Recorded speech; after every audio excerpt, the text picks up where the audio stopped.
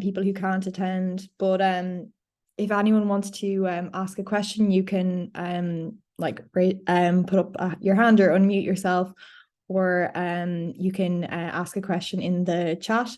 So we wanted to organize this webinar kind of on a recurrent basis, just to check in with hospital leads and collaborators, and to kind of go over any questions that might arise during the data collection process. So thanks to everyone for coming, and thanks to our national leads as well, some of them for attending today. So at the minute we're now in so the third data collection period. So we're coming up to data collection period 4, and we have over 6,000 patients entered, nearly at 7,000 now. And some centres have been, I know, collecting on paper forms, and will be uploading to REDCap later once they obtain ethical approval. So just to go over some of the roles, because sometimes REDCap can be a little bit confusing for when you're new to the platform. So for our hospital leads, so when you receive your email to confirm your role as hospital lead, then the next step will be to apply for local ethical approval.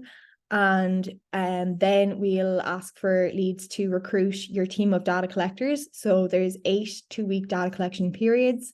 For each period, you can have up to 5 data collectors.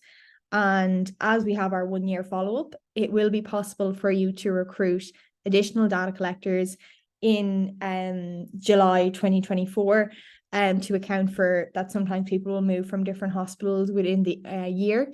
So that will be possible. And on the side of REDCap, there will be for you to fill out a mini team application portal, and there's the site survey. So that will be needed to be completed by the hospital leads when you get access to REDCap. And sometimes we've had some issues with REDCap login details in so hospital leads or collaborators not receiving them.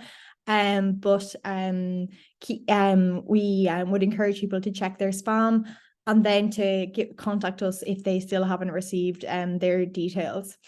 So, and then just a note that you can, if it's okay with your centre, you can collect data on paper forms prior to getting your ethical approval, but we would ask that prior to uploading on REDCap, that you would have obtained formal ethical approval from your centre.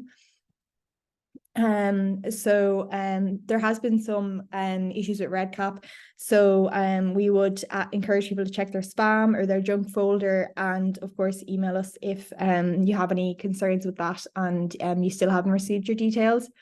So we have created some YouTube videos as well to guide people on the process of registering on REDCap and setting up on REDCap. So we might just run over one of these videos, because we did. Want to spend more time tailoring every trainer? Shopify's tools help you build your brand. So we might just run through one of these videos just to give people an overview on how to complete the site survey. And so it mainly goes over the site survey. So this video was made by Savesh and Wihan, who are on the steering committee, and it just kind of goes over the kind of basics of how to navigate REDCap. So it's just a brief video, so we might just watch that for just a few moments. Everyone, my name is Savesh. I'm one of the steering committee members, and I've got Wihan here today, who's also a steering committee member for Gecko. And today we'll be taking you through how do you use the team registration page on Gecko to get your team members registered. So the first thing to do is you need to log in onto REDCap, and a lot of you will have received your logins. And once you have logged in, you would come up to this interface, and you need to click onto the tab which says My Projects. And for all of you, you will be able to see Gecko team registration, and you would need to click Gecko team registration, and then you will come up to this interface. Now, this interface allows you to see all the different projects, all the different records, and you may or may not see some of these applications on your page. What you should do is you should go to the record status dashboard. Once you clicked on record status dashboard, you will see only your record ID that corresponds to your hospital. Now, Wihan and I can see all this because we are the steering committee, so we have access to everyone's record IDs.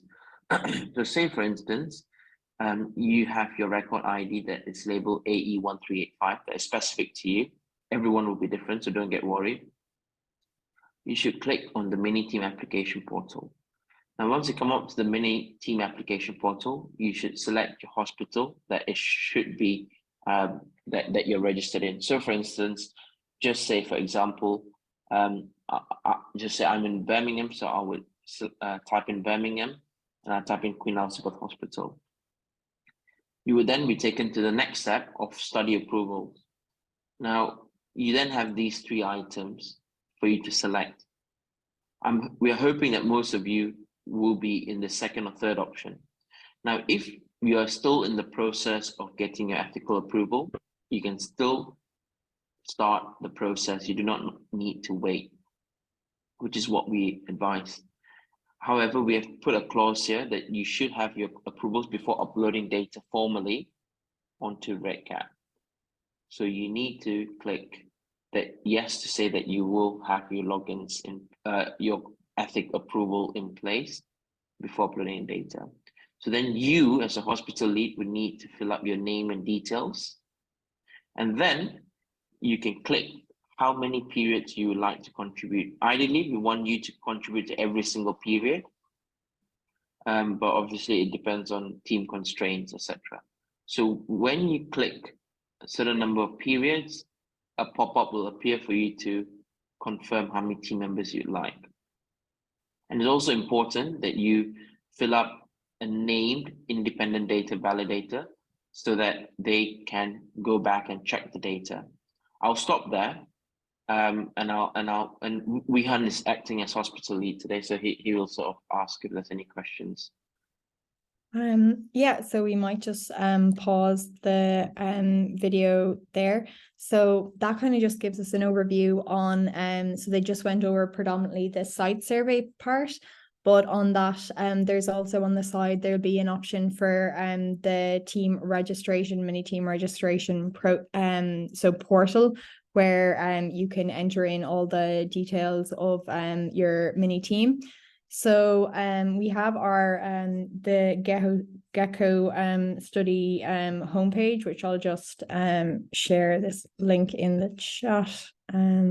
So this is where we will have detail so any new updates in regards to the study, and the protocol can be accessed here. And we are working on making some of the ethical approval documents so specific for any particular countries, and we'll upload them there once they are complete and ready. So we've had kind of some questions that kind of pop up kind of commonly. So some of the questions we've had was if someone is changing to a different hospital, can they get involved at the hospital they're moving to? And so the answer is yes, you can still get involved if you're moving hospitals. But if the first step would be if you're already a hospital lead at a certain hospital and you're moving, to let us know that you can no longer be the hospital lead at a certain centre. And if you're a member of the data collection team, it would be to let your hospital lead know that you won't be able to continue. And then the next step would be to then at your new centre to check, do they already have a hospital lead? If they don't, then you could apply for the role of hospital lead yourself. If they already do have a hospital lead at that centre, well, then you can contact the hospital lead and ask to be a member of their data collection team. So yes, it is possible to get involved at a new hospital, but it's just important to keep us updated and to make sure everyone on your team at the hospital is aware that if you were moving. So in regards to ethical approval, I know that the committee had been trying to look into IRB approval. In the UK, they registered a study in Birmingham as an audit study. So it wasn't originally that they had applied for IRB approval. So I'd have to just double check with the IRB approval status. And we have obtained the data transfer agreements, which we'll have on our Gecko study homepage, which we've shared the link to in the chat.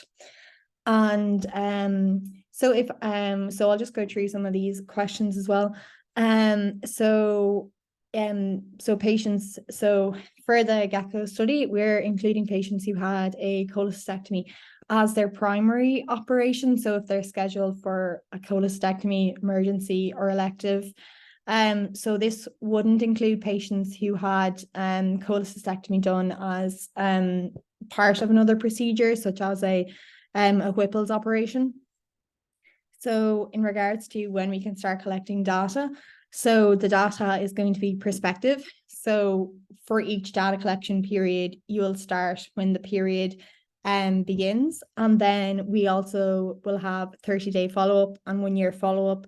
So after we start collecting data for the patients identified in that period, we'll have to keep a record of them so that we can then go back at the 30-day period and at the 1-year period to check for any further records of those patients.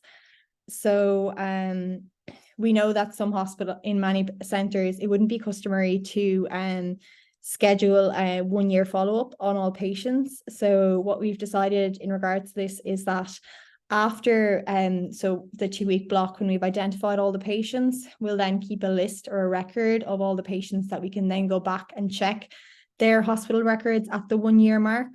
And we would expect that if they've had any complications, that that would have been included in the hospital notes, or if they've had previous treatment in regards to the cholecystectomy at a different hospital, that it would be typical that they would have sent a letter back to the primary centre that performed the cholecystectomy. So if there are no records in the chart pertaining to their cholecystectomy at the 1-year mark, we can then assume that it was uncomplicated and that they didn't require any further intervention. So in regards to our data validators, so data validators will receive collaborative authorship. So the validator is going to be someone who ideally is from that same hospital, just because of the fact that it's in regards to access, they will require access to hospital records as part of the process. And it's a lot easier when the data validator already has access and is an employee of that centre. It is possible for them to be working at a different hospital, but that might make it more difficult when applying for local approval if we're requesting for an external person to have access to records. And the data validators will have an important role in kind of ensuring the data completeness and that the records have been collected correctly.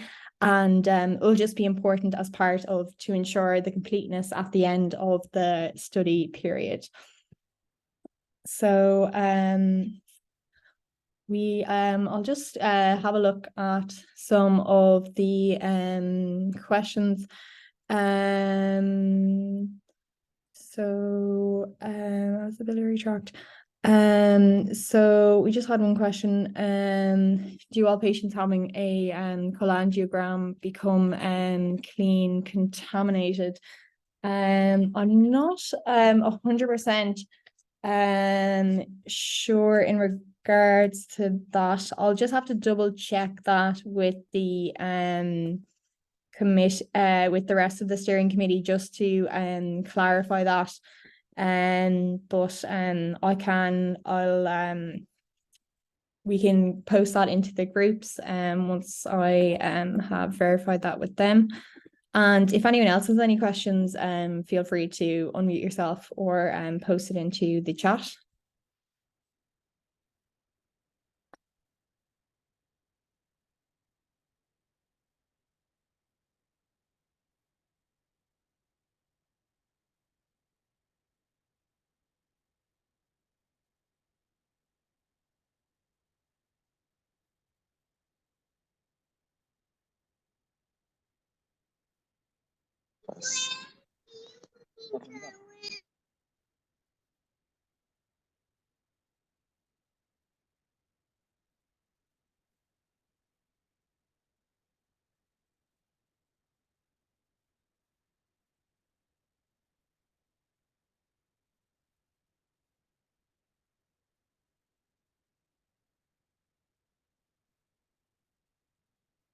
So we might just I see just Amanda, I might just ask how you're getting on with everything in Australia, or if you've any kind of advice to share with any of the hospital leads.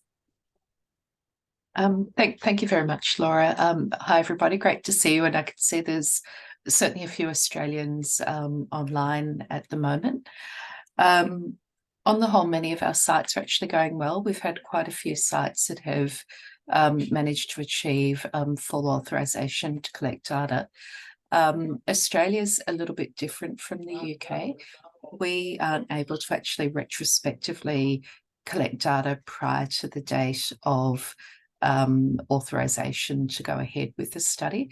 So that means that unless we have specific approval from our research officers, we can't retrospectively collect data. I know, Ria, who's online, your research office did give you permission to do this, but most Australian research officers will not allow us to retrospectively do data collection. Okay, yep. Okay, yes, some centers might require that. And are you finding that I know there was an issue with getting the ethical approval document signed, space for that. Has that been sent to you? Has that been completed? Yeah, so we're currently working through more sites that actually need specific data transfer agreements. Okay. And this particularly applies to Queensland and Victorian sites. But we are starting to get sites that are coming through with that at the moment. Okay, yep, that's great to hear. So if anyone else has any other questions, feel free to unmute yourself or ask away in the chat.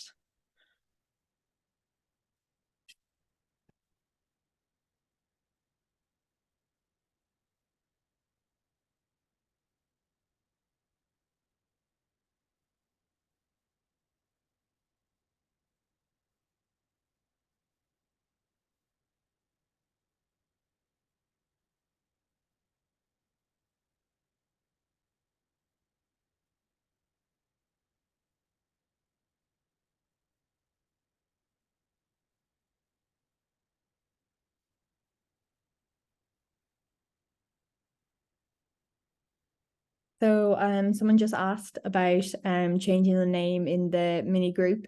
If it's changing as in if it's changing the person's details, so or like adding or removing someone from the mini group, at the moment, it is possible. So when you have your team of up to 5 data collectors, however, if we're to do this retrospectively, it would be difficult. But it would depend, say if it was someone who has already, if we just need to edit their name, say if the name was spelt incorrectly, but the names inputted as part of the mini team will dictate which persons get like access to the red cap in order to submit in the details. So it is possible to change the mini team groups up to a max of 5, but it's important to be aware that the login details will the red cap login details will be sent corresponding to that. So if you do require kind of a quick change in your mini team, maybe if you could send us an email just to make sure that any new members of the team would also receive red cap login details, because we just want to make sure that everyone would receive them, because they wouldn't be sent out kind of automatically twice. So yeah, if you need to change, just be wary that that will the red cap details may have already been sent out, and just to contact us to let us know, just so we can make sure that additional data collaborator will receive their REDCap login details.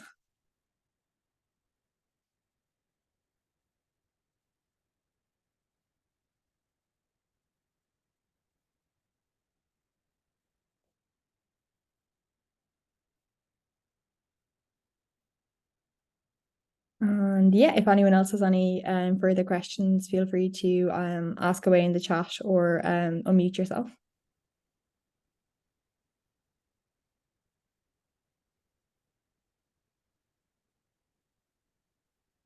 I think we got clarification regarding the cholangiogram becoming clean contaminated, and if they do have an on-table cholangiogram, then they do become clean contaminated. I just thought I'd clarify that. Yeah, thanks, Natalie.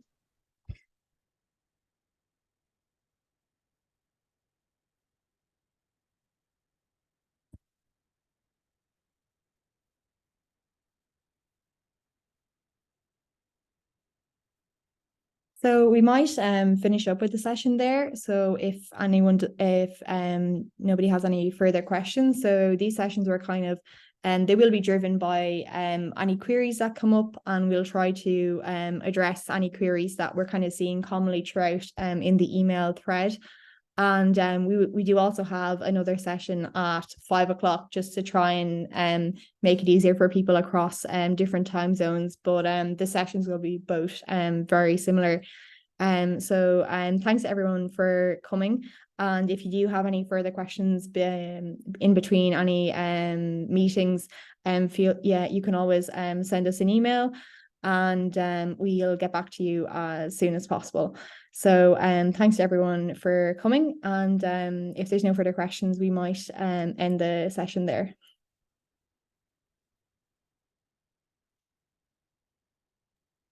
Thank you very much, Laura. Thanks.